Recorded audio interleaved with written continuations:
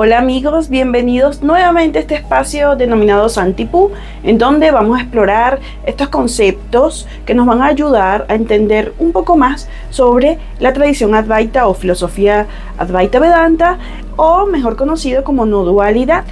En esta ocasión te traigo un tema bien interesante, como siempre digo, pero antes de ello quiero pedir disculpas porque esta semana he estado muy llena de trabajo, por lo cual estoy subiendo solamente este video esta semana, y sé que los tengo acostumbrados a traerle mucho más material, y para mí traerte todo este contenido es muy importante, ya que el proyecto para 2025 ya no vamos a tocar tan a fondo todos estos temas, sino que vamos a profundizar en lo realmente importante, que es en encaminarnos hacia la búsqueda de lo real. Entonces, ya después te contaré cuáles son los proyectos para el año que viene. Espero tenerte allí, por supuesto. Y sin más preámbulo, pues vamos a entrar con este tema que, si ya lo leíste en la miniatura, dice más allá de la mente. Entonces vamos a explorar lo que es la mente y lo que es el yo o el ego. Pero esto lo vamos a dividir en dos videos, en dos partes, porque el tema es bastante extenso. Nada más hablar de la mente se llevaría muchísimas horas de video, y hablar del ego pues ni se diga. Nuevamente, quédate con esto. Estos son conceptos, conocimientos que te van a ayudar ahora a comprender ciertas cosas, ¿no?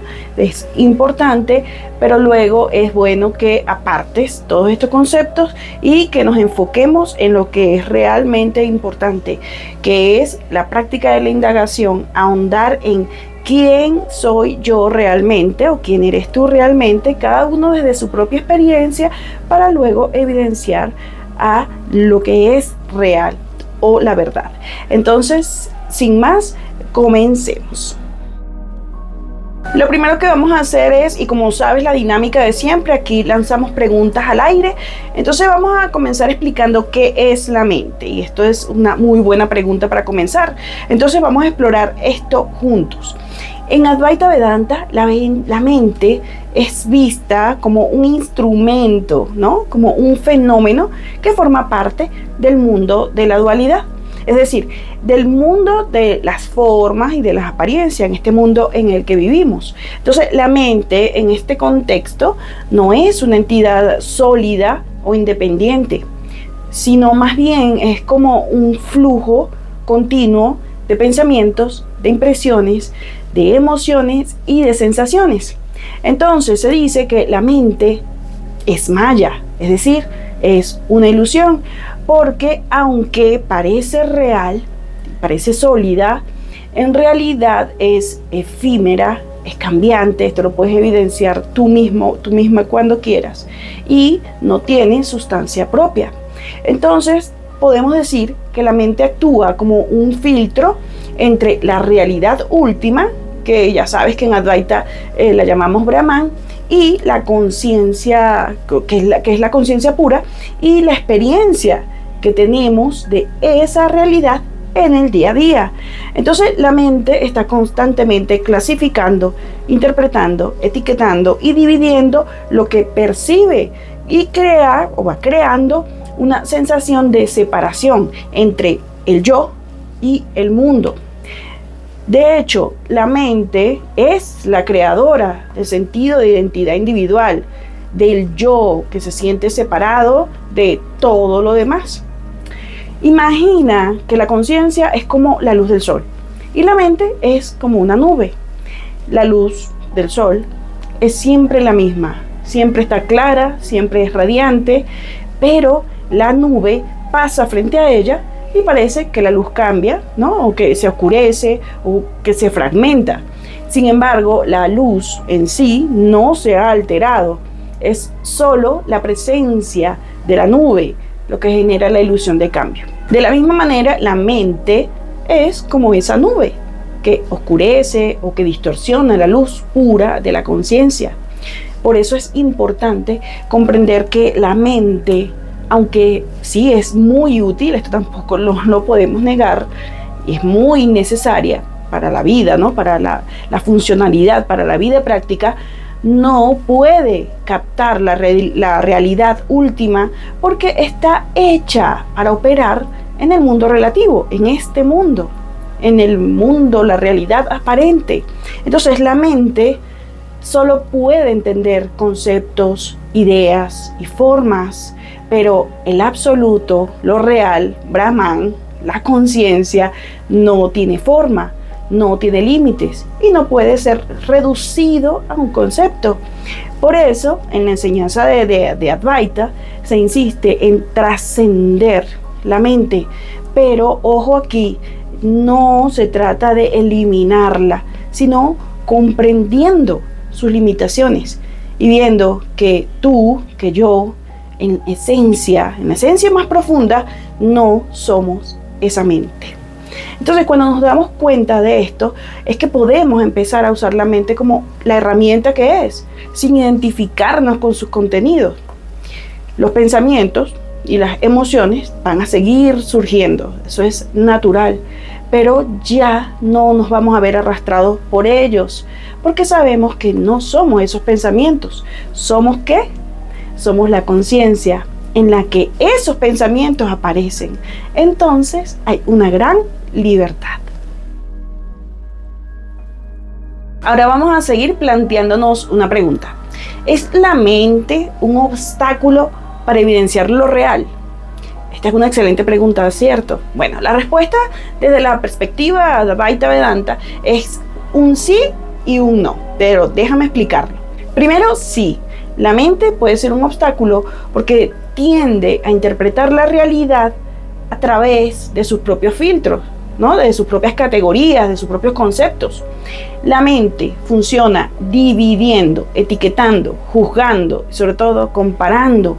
Entonces esto va generando esa percepción de dualidad, ¿no? Sujeto, objeto, yo y tú, bien, mal, negro, blanco, feo, bonito.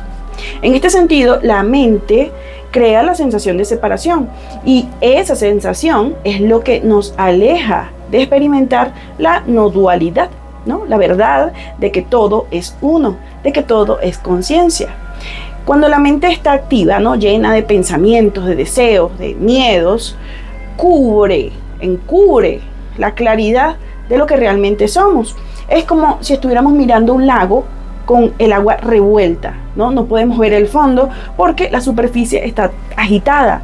De la misma forma, cuando la mente está en constante movimiento, no podemos percibir con claridad la presencia de la conciencia pura, de la realidad última, que siempre está aquí.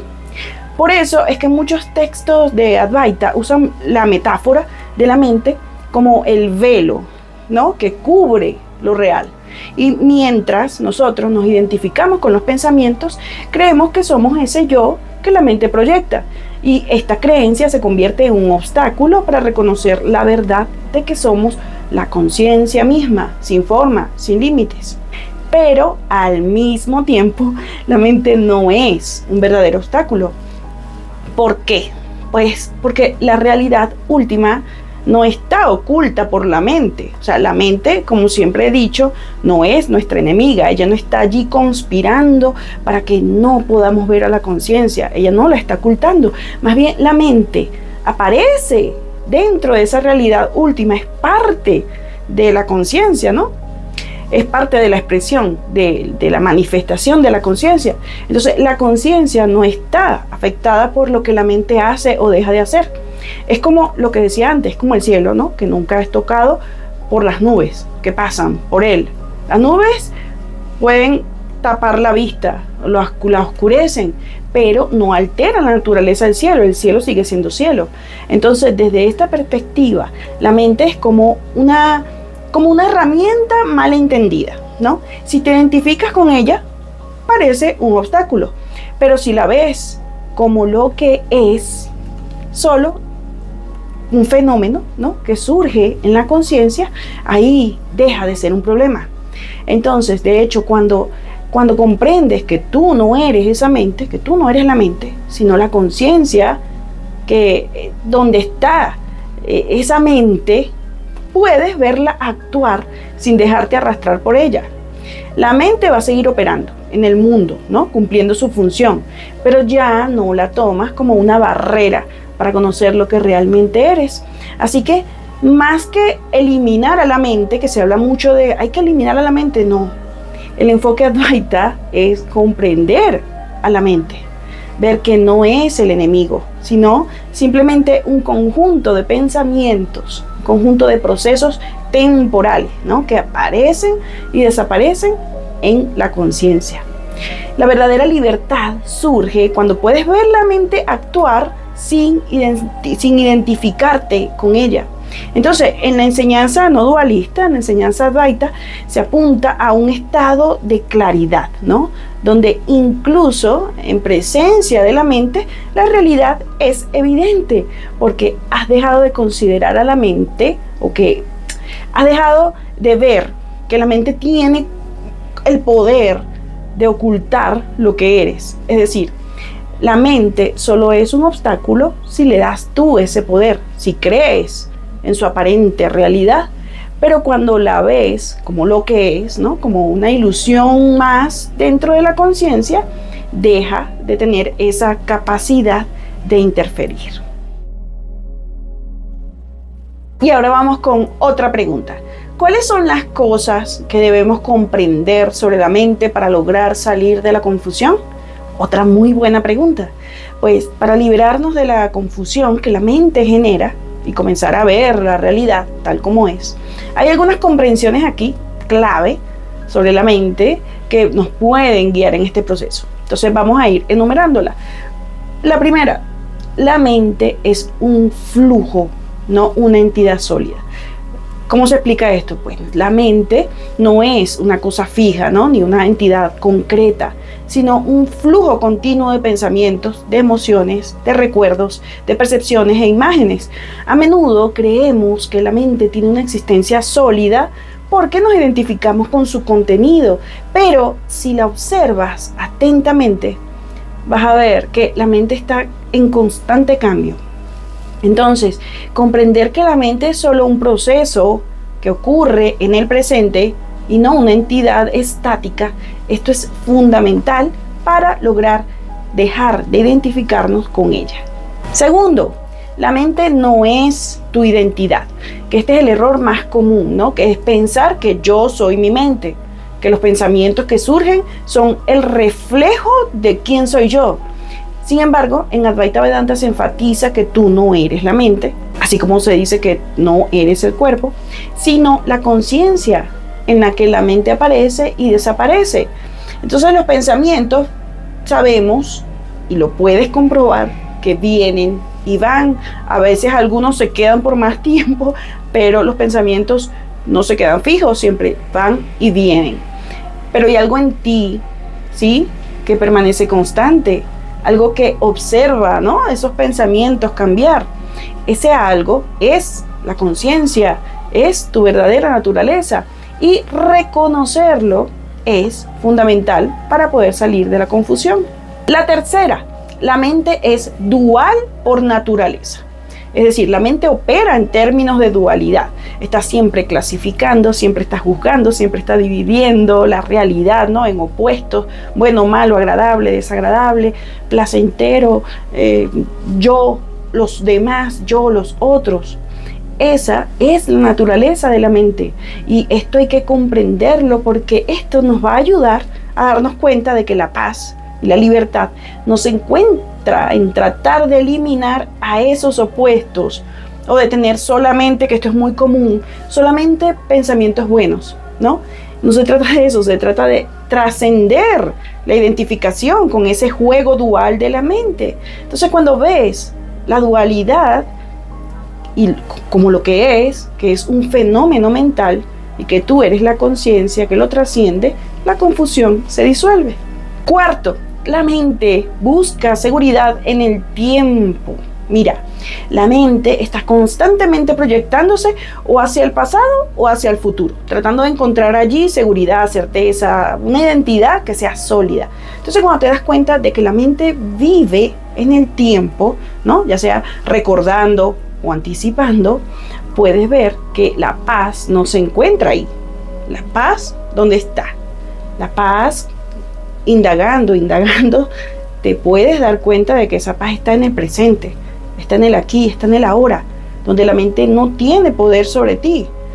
En ese instante eterno, un presente eterno, allí eres simplemente el testigo de esa mente, no su prisionero. Quinto, la mente teme al vacío, teme a la incertidumbre. La mente le teme a la vacuidad, le teme al silencio, le teme a no saber. La mente siempre va a querer llenar el espacio con conceptos, con interpretaciones, con explicaciones. ¿Para qué? Bueno, para sentir que tiene el control. Pero la realidad última, la conciencia absoluta, el todo Brahman, no puede ser conocida por la mente, porque no es un objeto. Es la conciencia misma, donde todo se manifiesta. Por lo tanto, la confusión se disuelve cuando nos permitimos descansar en ese no saber, en ese vacío, en la vacuidad, sin intentar controlarla o llenarla con actividades mentales. Sexto, la mente crea la ilusión del yo separado. Ya lo dijimos antes. La mente va generando una narrativa constante, un relato sobre un yo separado, ¿no? De un individuo que parece es como estar en conflicto con el mundo exterior, ¿no? Entonces, en este sentido del yo, que es el núcleo de la confusión, ¿por qué? Porque no es más que una construcción mental. Esto es lo mismo que una ilusión. Cuando decimos construcción mental, es lo mismo que una ilusión. No quiere decir que no esté allí, está presente, pero en el fondo es una construcción mental que está allí. No es que no existe, porque esto se presta a confusión. Cuando escuchamos la palabra la realidad o el mundo es una ilusión, creemos que es que no existe. Sí existe, está allí, lo estamos viviendo, lo estamos disfrutando, lo estamos padeciendo. Lo que no existe o lo que no es real o lo que es una ilusión es el estar identificados con todo lo que pasa, todo lo que sucede con ese yo que es un constructo mental. Entonces, cuando logramos observar a la mente desde la conciencia, podemos ver que ese yo al que nos aferramos todo el tiempo no tiene una existencia real por sí misma, por sí mismo, que solo es una historia creada por la mente. Y cuando esta comprensión se profundiza de verdad, esa identificación con ese yo se va disolviendo. Escucha bien, no se disuelve el yo, se disuelve la identificación con ese yo. Séptimo, la mente no puede captar lo ilimitado. ¿Por qué? Porque la mente está diseñada para manejar lo limitado, ¿no? Lo que puede ser definido, nombrado, conceptualizado. Pero lo real, la conciencia, es ilimitada, es infinita y no puede ser captada con palabras, con conceptos. Y aquí es donde la mente fracasa. Entonces debemos comprender que la mente nunca podrá entender la verdad última porque no es un objeto que pueda ser capturado. Y esto no es un problema, ¿no? Porque tú eres esa verdad última. No necesitas entenderla intelectualmente para hacerlo. 8. La mente tiene su lugar, pero no es el centro. En la vida práctica, la mente sí es, de hecho, una herramienta súper útil, muy necesaria, que te ayuda a planificar, te ayuda a resolver problemas, a moverte, ¿no? En este mundo.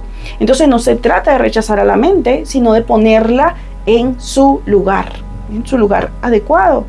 La mente no debe ser la que domine tu experiencia, sino una herramienta que usas cuando es necesaria. Entonces, cuando comprendemos esto, la mente deja de ser una fuente constante de confusión y de ansiedad. 9, creo que iba por la 9. Sí, 9, ¿cierto? 9. La observación de la mente disuelve la identificación. Mira, uno de los métodos más poderosos para salir de la confusión es observar a la mente en acción. Cuando simplemente observas los pensamientos sin juzgarlos, sin rechazarlos, sin seguirlos, ¿no? Surge como un espacio de claridad, ¿no? En ese espacio La identificación con la mente como que se afloja, se va soltando y la confusión comienza a desaparecer. Esto se conoce como presenciar, ¿no? Como ser testigo. Y esto es una práctica central en Advaita. Esto tiene que ver muchísimo con la indagación. Aunque aquí no estamos centrándonos en la pregunta de quién soy yo, pero es básicamente lo mismo, es hacer simplemente acto de presencia. 10. La mente no puede solucionar la confusión que ella misma crea. Mira, la mente tiende a buscar respuestas en sí misma, ¿no? Creando más pensamientos, más teoría. Tú tienes que haberte dado cuenta, si has comenzado una práctica de indagación, cuando comienzas preguntándote quién soy yo, la mente tiene un montón de respuestas, de conceptos, ¿no? Porque ella está intentando aclarar lo que no entiende. Pero la solución a la confusión mental no se encuentra en más actividad mental, sino en descansar, relajar la atención en el silencio de la conciencia que está detrás de la mente. Entonces, cuando comprendemos que no necesitamos respuestas mentales para conocer la verdad, la confusión desaparece por sí sola. Entonces, vamos a hacer un pequeño resumen para acoplar toda esta información. Salir de la confusión no se trata de luchar contra la mente, sino de comprender su naturaleza, sus limitaciones, y debemos dejar de identificarnos con ella. Esa comprensión va a traer consigo una claridad, libertad que trascienden el ruido mental. Bien, y ya hablamos un poquito, esto es muy poquito, sobre la mente, y ahora vamos con el ego, vamos con el yo, vamos a tratar de entenderlo un poquito más. Y vamos a ver que la pregunta sería algo así: ¿qué es ese ego, ¿no? O yo que crea la mente? Vamos de una vez a responder. El ego o el yo, del que se habla por lo menos en Advaita Vedanta, ¿no? Que puedes encontrar muchos conceptos distintos, depende de a dónde vayas a consultar. Si consultas de temas de psicología o psiquiatría, vas a encontrar un concepto más o menos distinto, pero aquí hablamos de no dualidad, de Advaita Vedanta, y aquí ese yo es en esencia una construcción mental. No tiene una existencia real por sí mismo, sino que es una idea, una historia, un sentido de identidad, ¿no? Que la mente crea, al que nos apegamos. Entonces, para comprenderlo mejor, ¿no? Para comprender mejor qué es el ego, vamos a desglosarlo en varios aspectos. Primero, el ego es una identificación con los pensamientos. ¿Por qué? Porque el ego surge cuando la conciencia pura, que es lo que realmente somos, se identifica con los pensamientos y cree que esos pensamientos le pertenecen.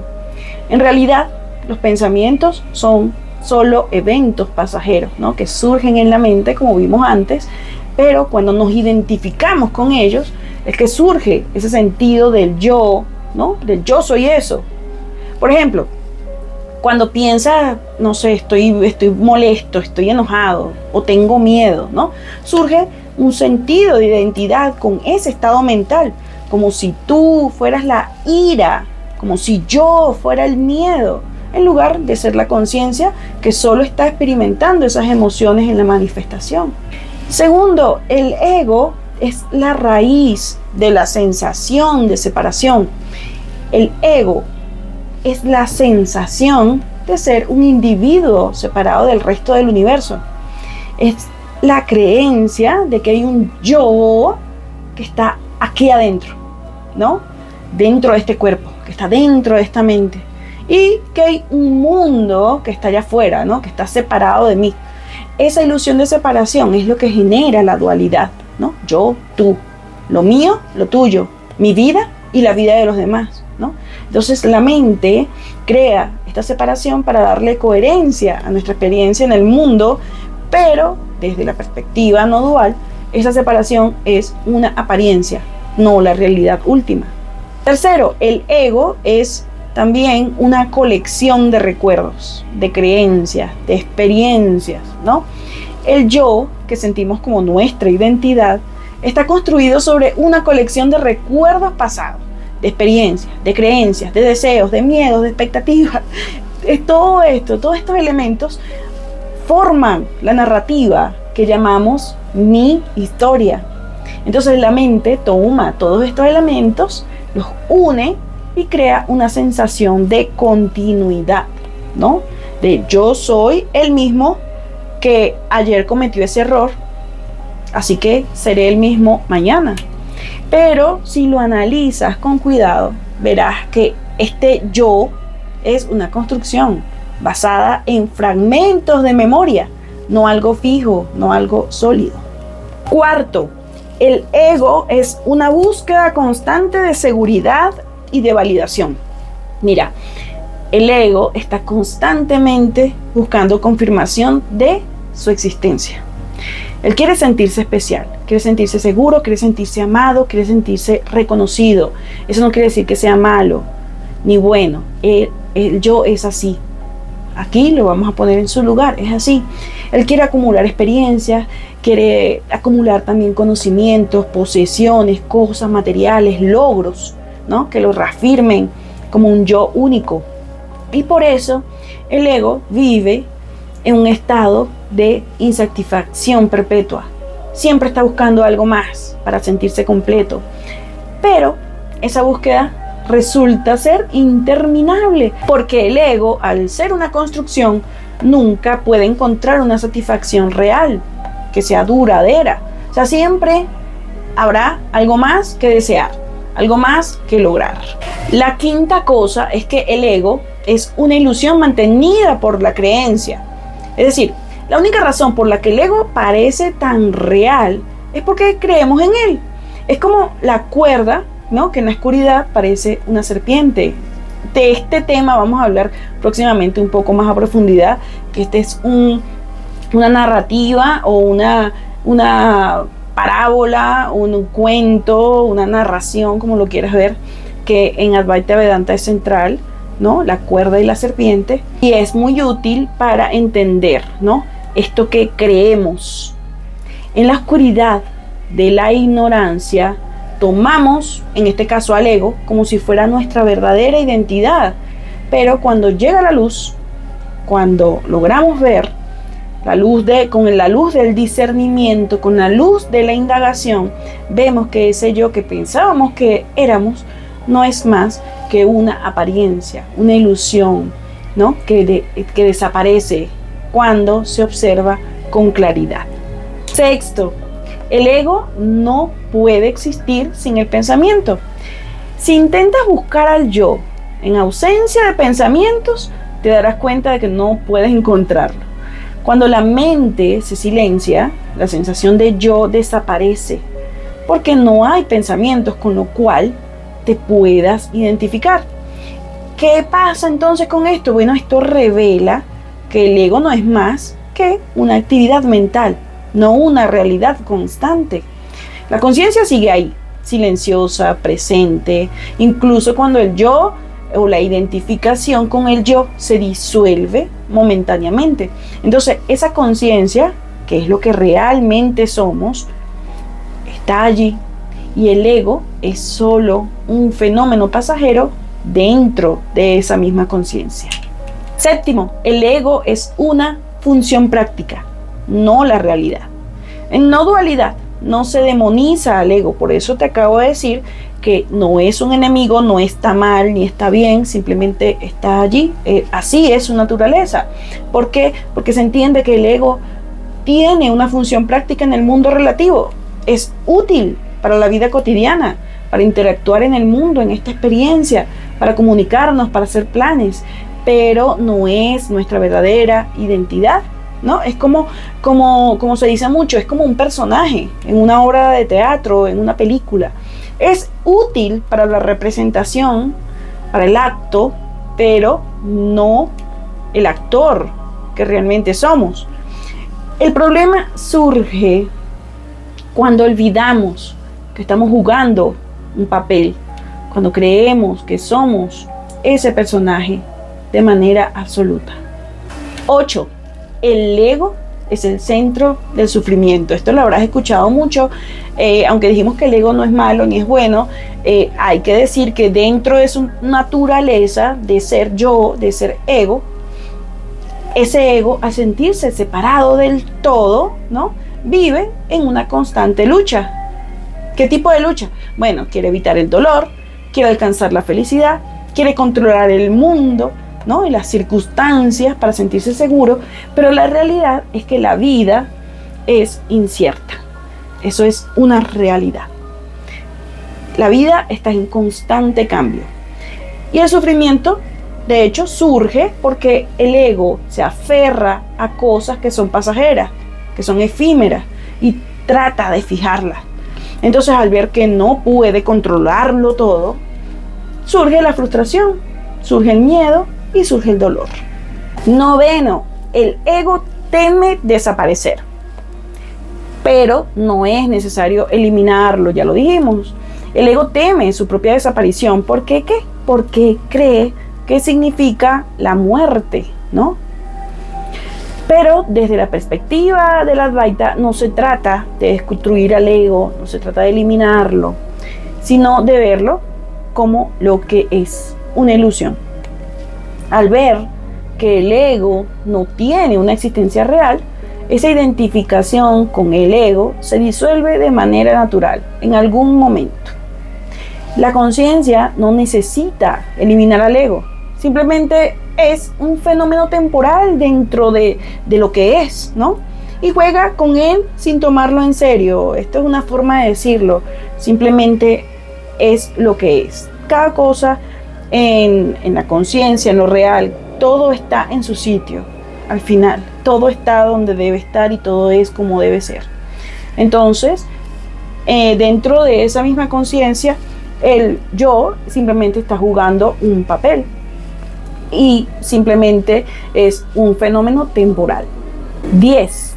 La comprensión disuelve esa identificación con el yo.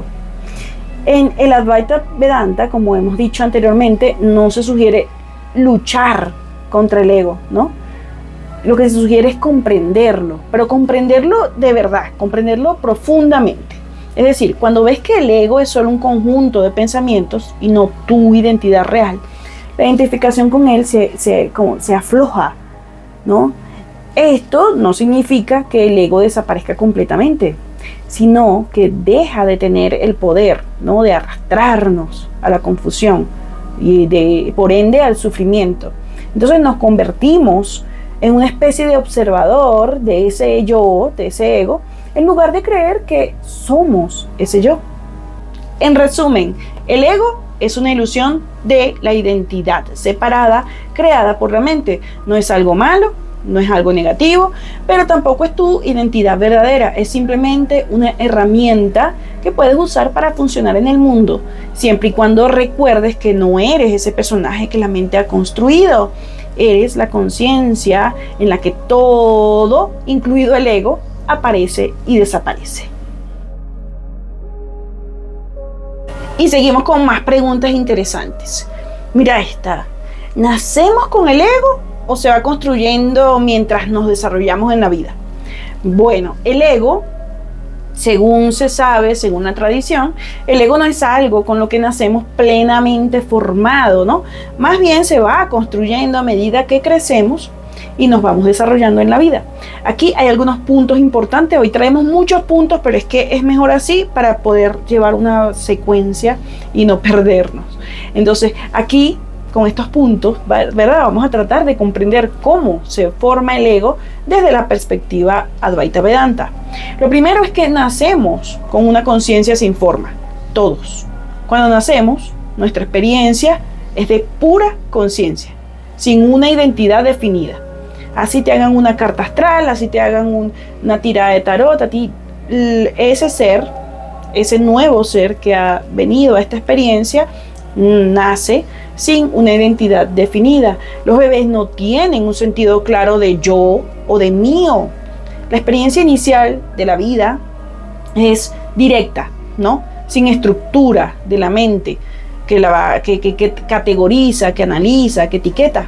Es como una percepción inmediata y abierta, sin la narrativa del yo, ¿no? Que se desarrolla más tarde. Esto surge más tarde. En este estado, la conciencia simplemente está experimentando al mundo sin un sentido de separación. Lo segundo sería que el desarrollo del sentido del yo o del ego comienza a formarse en los primeros años de vida. A medida que crecemos y empezamos a distinguir entre yo y no yo, ¿no? Entre mi cuerpo y el mundo, el mundo externo, pues va ocurriendo cosas, ¿no? Como que, por ejemplo, como que los padres o la sociedad o el entorno nos va enseñando a identificar un nombre, un cuerpo, unas características peculiares, ¿no? Como nosotros, como yo. Un bebé, por ejemplo, aprende que el sonido de su nombre está asociado con él mismo. Es decir, si a ese bebé le pusieron Pepe, en su mente él no está diciendo P con E y P con E es Pepe. No, él simplemente está identificando un sonido y lo está asociando con él mismo. Cada vez que suena así, debo aprender y saber que eso soy yo. Pepe, el sonido, ¿no? Entonces va comprendiendo o va construyendo un sentido más o menos rudimentario de identidad. Y aquí vamos a la tercera parte, que sería la acumulación de experiencias. A medida que vamos teniendo experiencias emocionales, físicas, sociales, empezamos a acumular también recuerdos y a formar narrativas internas. Esta narrativa da lugar a una sensación de continuidad. Es decir, yo fui ese niño que jugaba en el parque, ¿no?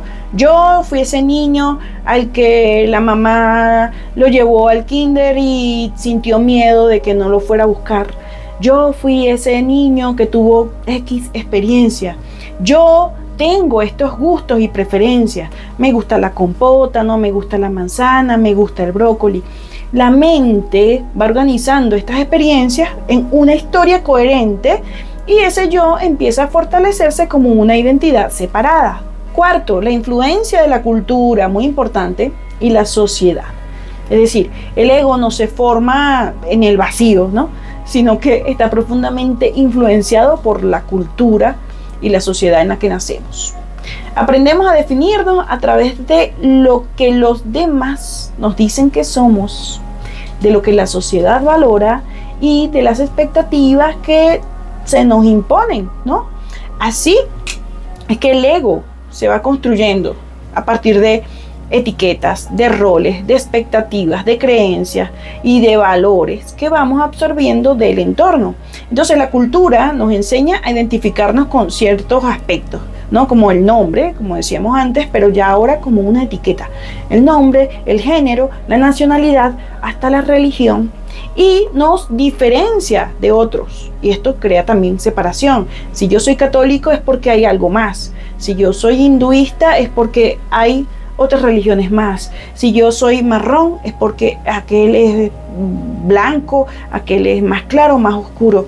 El género, si yo soy mujer, debe haber algo más. Los nombres. Todo esto son aspectos que nos ayudan a diferenciarnos de otros. De quinto tenemos el lenguaje, ¿no? Que refuerza también la identidad del yo, ¿no? En el desarrollo del lenguaje, que es un paso clave en la construcción del ego, es cuando aprendemos a usar palabras, ¿no? Como yo, como mí, como mío, ¿no? Entonces el sentido de un yo que está separado, se va reforzando. El lenguaje estructura nuestra experiencia. A veces no nos damos cuenta porque tenemos el lenguaje como algo lo damos por sentado, pero el lenguaje va estructurando nuestra experiencia y en cierto sentido la limita. A medida que aprendemos a nombrar las cosas, empezamos a identificarnos con todo en términos de yo y lo otro. Y esto lo que va a hacer es que va consolidando la creencia en un yo separado. Sexto, el conocimiento y la identidad. Es decir, a lo largo de la infancia, ¿no? y de hecho también en la adolescencia, el ego se fortalece a través del condicionamiento. Es decir, las experiencias positivas y negativas refuerzan ciertas creencias sobre nosotros mismos. Por ejemplo, si recibimos elogios, por ejemplo, cuando actuamos de cierta manera, es decir, barrí la casa, ayudé a mamá a barrer la casa y mi mamá me elogió, me felicitó, qué bien barriste, gracias por ayudarme, todo esto. Esto de cierta manera el ego va a comenzar a utilizarlo para construir una identidad en torno a esa característica, es decir, soy una persona muy servicial, o sí, soy una persona simpática, depende de la experiencia y la circunstancia. Entonces, si en cambio experimentamos críticas o rechazo, el ego va a intentar protegerse desarrollando mecanismos defensivos. Entonces, el ego se va a convertir en una estructura compleja de condicionamientos y creencias que acumulamos con el tiempo. De séptimo, tenemos al ego como una herramienta de supervivencia. Es decir, en sus primeras etapas, el ego tiene una función adaptativa, ¿no? De supervivencia. ¿Por qué? Porque nos ayuda a protegernos, nos ayuda a distinguir lo que nos agrada de lo que no nos gusta, de lo que nos desagrada, a buscar alimentos si tenemos hambre, a buscar afecto, seguridad, a evitar el peligro, ¿no? Entonces el ego es una construcción evolutiva que nos permite operar en el mundo físico y social. Y esto es útil en la infancia para la autoconservación. Si no, imagínate. No, mejor no te lo imagines. Pero a medida que vamos creciendo, la identificación con el yo puede convertirse en una fuente de sufrimiento si no lo comprendemos adecuadamente. De octavo tenemos el fortalecimiento del ego en la adolescencia. Ya llegamos a la adolescencia, ¿no? Esta etapa en la que la construcción del ego suele alcanzar un punto álgido. Es un periodo en el que estamos buscando definir quiénes somos y además cómo nos diferenciamos de los demás. Entonces estamos experimentando, ¿no? Con roles, con identidades. Por eso es que ves que los adolescentes tienden a cambiar de estilo, a querer pintarse las uñas de negro, de repente al otro mes ya no quieren, algunos ya se quieren dejar el cabello largo, ¿no? Esto es experimentando roles, experimentando identidades, ¿no? Y creencias, ¿no? En un intento de encontrar un sentido de sí mismo más sólido, ¿no? Y más definido. Y esta es una etapa de autoafirmación y a veces, muchas veces, de conflicto con la autoridad, con los padres, con los profesores, con los directivos de los colegios o con las expectativas de la sociedad, porque el ego está buscando, como dije antes, consolidarse como una identidad autónoma. Noveno, el ego se convierte en el centro de la experiencia adulta. Mira cómo ya pasamos todas estas etapas y llegamos a la edad adulta. En la edad adulta, el ego se supone que se ha consolidado como la estructura que organiza nuestra experiencia en el mundo. Entonces, nos identificamos ¿con qué? Con nuestras ocupaciones, con nuestros roles sociales, es decir, yo soy arquitecto, yo soy enfermera, yo soy psicólogo, con las relaciones, yo soy amigo de tal fulanito, yo pertenezco a tal grupo, logros, yo me gradué en tal universidad, yo hice tantos doctorados, yo construí esa casa, yo me compré ese carro, posesiones también, y opiniones. Las personas piensan que soy una buena persona, las personas dicen que yo soy muy inteligente, entonces creemos que esta identidad es quienes somos, sin cuestionarla muchas veces. Es en esta etapa donde el sufrimiento relacionado con el ego se hace más evidente. ¿Por qué? Porque nos encontramos en un ciclo constante de deseos, de miedos, de comparaciones, de frustraciones, ¿no? Que giran en torno a esa identidad. Décimo, el ego, como dijimos antes, es una ilusión, pero no desaparece por completo. Mira, aunque el Advaita Vedanta enseña que el ego es una ilusión, eso no significa que el sentido del yo desaparezca por completo. Lo que cambia es nuestra relación con ese yo, ¿no? Dejamos de identificarnos con él de manera absoluta y lo vemos como un fenómeno pasajero en la conciencia, que es lo que es, ¿no? Entonces, en ese sentido, no es necesario destruir al ego, sino simplemente ver su naturaleza ilusoria y dejar de creer que es nuestra identidad última.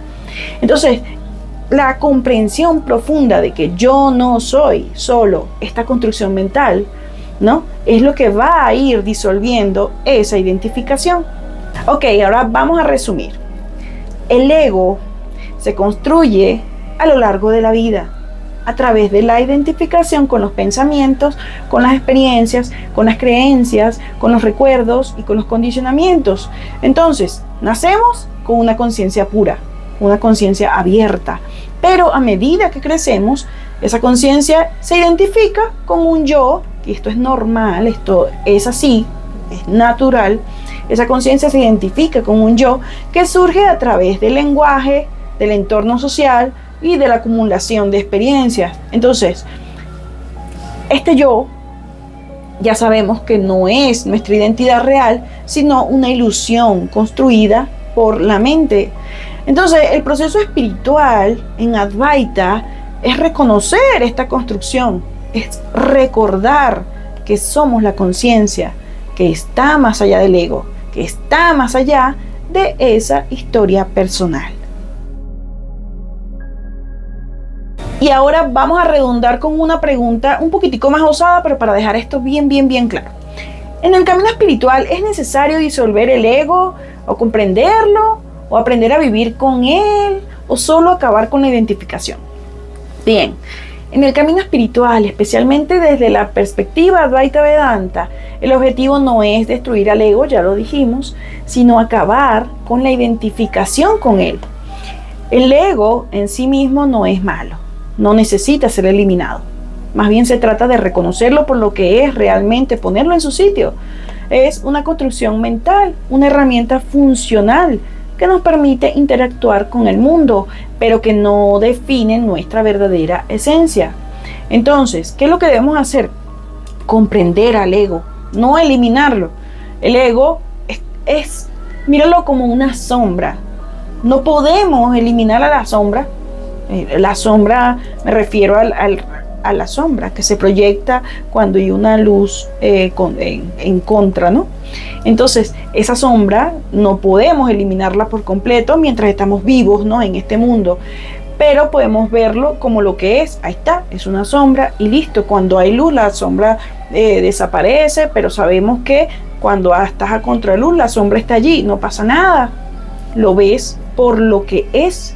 Entonces, comprender el ego implica ver que es una estructura creada por la mente, basada en recuerdos, en pensamientos, en creencias, en deseos, en experiencias pasadas. Es la sensación de ser un yo separado en un mundo lleno de otros, ¿no? Entonces, esta comprensión ayuda a no tomar al ego tan en serio, a no confundirlo con nuestra identidad última. Entonces, aquí llegamos a que el problema es la identificación, no el ego en sí. El verdadero obstáculo no es el ego en sí mismo, sino la identificación con él. Es decir, el error de creer que somos ese yo individual, que es limitado, que está separado.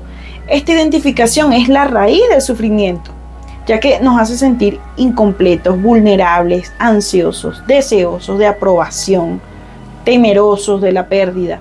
Entonces, cuando dejamos de identificarnos con el ego, lo vemos como una parte de la mente que tiene una función práctica en el mundo, pero que no tiene poder sobre nuestra verdadera naturaleza.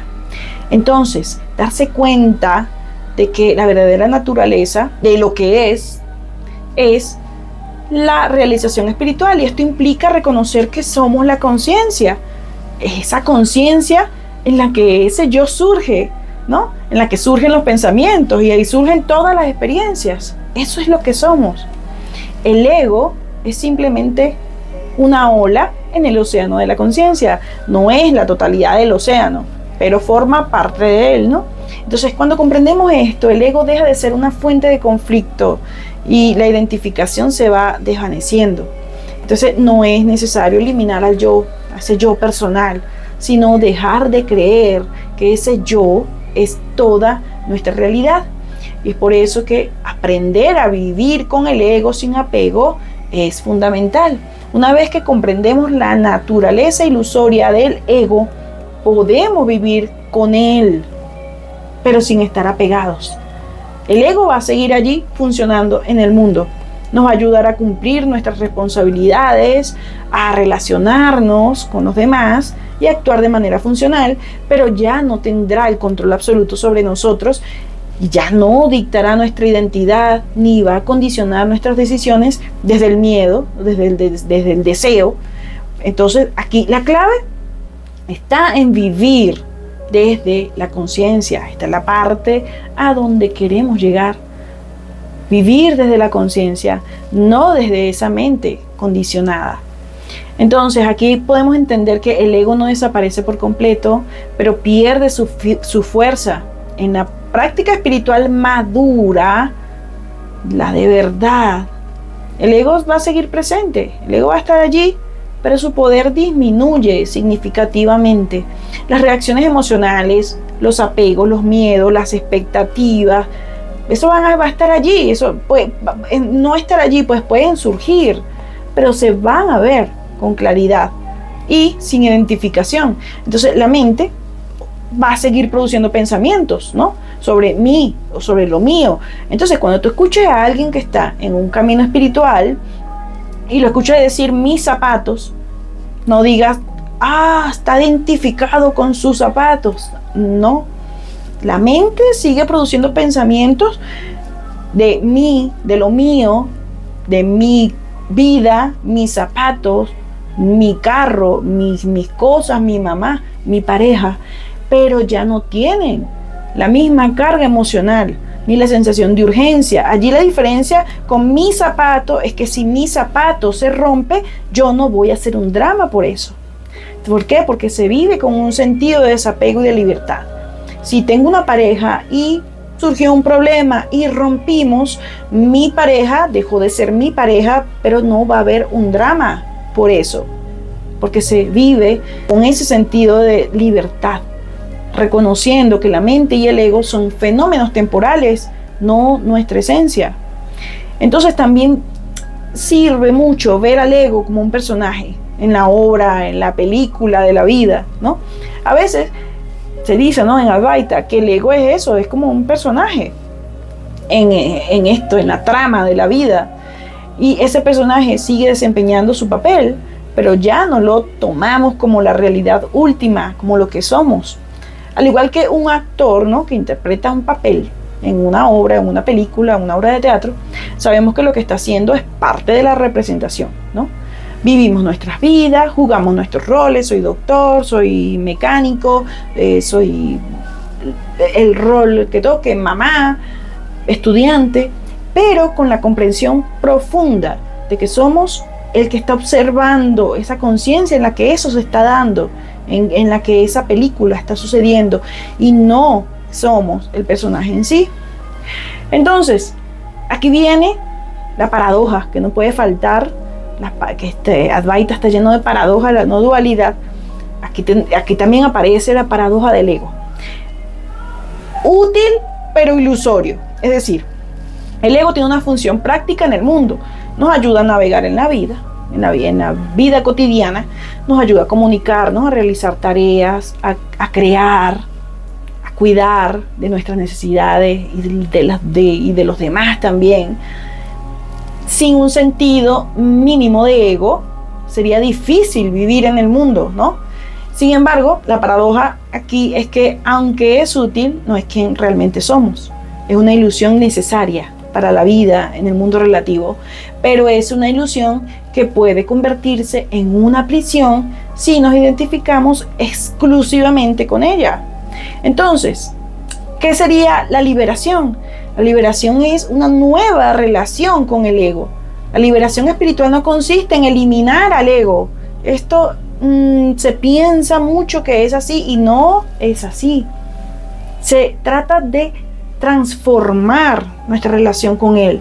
Entonces, en lugar de ser esclavos del ego, estar aprisionados por él, de sus deseos, de sus miedos, de sus ambiciones, podemos aprender a verlo como algo que surge en la conciencia y que no tiene más poder que el que le otorgamos nosotros.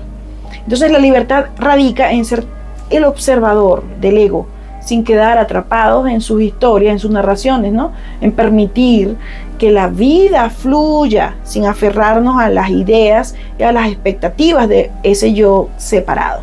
Entonces, dejar de identificarnos con el yo o con el ego es la verdadera libertad. La verdadera libertad no es la ausencia de ego, sino la ausencia de identificación con él. Cuando dejamos de creer que somos ese yo pequeño y separado, empezamos a experimentar la vida desde un lugar más amplio y más libre. Nos convertimos en observadores desapegados de la mente. Participamos plenamente en la vida, pero sin estar atrapados en las limitaciones del yo. Y esto no significa que dejemos de sentir emociones o que dejemos de tener pensamientos, sino que estos fenómenos pierden su poder para definirnos. Entonces, en resumen, el Advaita Vedanta nunca va a proponer eliminar al ego, sino reconocer su naturaleza y trascender la identificación con él. Entonces, comprender al ego nos permite usarlo como lo que es, como una herramienta, pero vivir desde un lugar más profundo, la conciencia en la que surge todo. Y no hay necesidad de luchar contra el ego, sino verlo con claridad y con desapego, reconociendo que no somos él, sino la conciencia limitada y libre que lo experimenta, que lo observa, que simplemente es. Y bien, esta fue la primera parte de este tema tan interesante y muy importante para la comprensión, para poner todo en su sitio y que sea un poco más fácil, un poco más llevadero ese camino hacia lo real. Recuerda que la segunda parte estará muy pronto, no voy a prometer nada, de verdad he estado con muchísimo trabajo en los últimos días, pero espero poder cumplir con el contenido que tengo pautado para estas semanas que siguen. Recuerda que puedes dejar tus comentarios en la sección que está destinado para ello. Recuerda, con muchísimo respeto hacia las personas que también participan acá y para esta servidora que no quiere más que compartir este camino hacia evidenciar lo real. De nuevo, muchísimas gracias por estar aquí. Te espero en el próximo y recuerda, no le hagas mente.